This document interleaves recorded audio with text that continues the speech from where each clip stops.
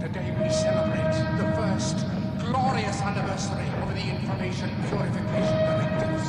We have created, for the first time in all history, a garden of pure ideology, where each worker may bloom, secure from the pests of vain contradictory thoughts.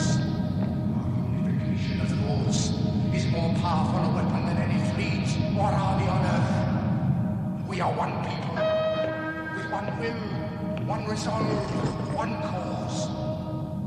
Our enemies shall talk themselves to death, and we will bury them with their own confusion. We shall prevail. On January 24th, Apple Computer will introduce Macintosh. And you'll see why 1984 won't be like 1984.